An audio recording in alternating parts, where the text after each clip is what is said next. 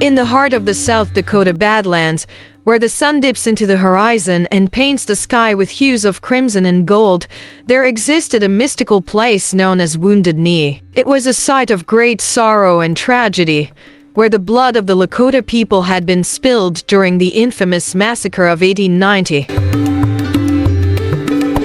Years later, a young Native American woman named Akira returned to Wounded Knee, seeking solace and connection to her ancestors. As she walked through the rolling hills and grasslands, the wind began to whisper secrets in her ear.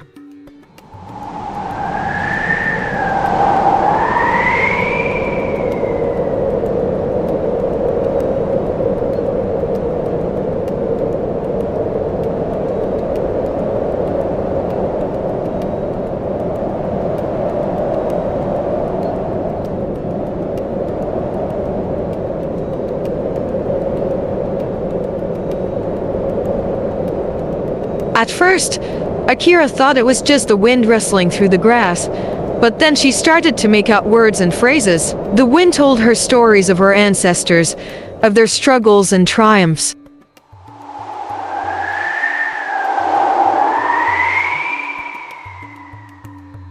As Akira listened to the whispers of the wind, she began to uncover a hidden history of Wounded Knee. She learned about the brave warriors who had fought and died for their land, about the women who had kept the traditions and stories alive, and about the children who had been torn from their families and forced to assimilate into white culture.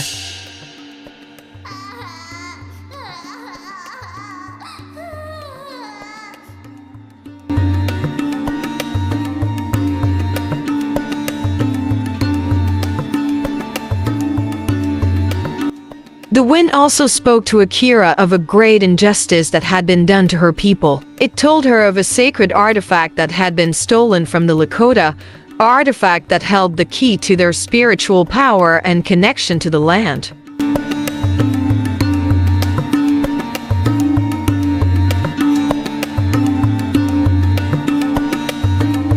Determined to right the wrongs of the past, Akira set out on a journey to reclaim the stolen artifact. She traveled across the country, following the whispers of the wind, which led her to a small museum in New York City.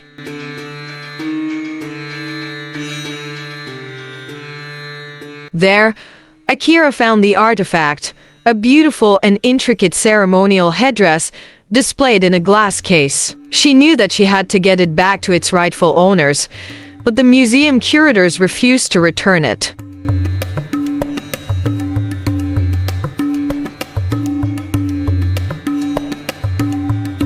Undeterred, Akira turned to the wind for guidance. The wind whispered a plan in her ear, and Akira set it in motion. She organized a protest outside the museum, rallying her community and allies to demand the return of the artifact.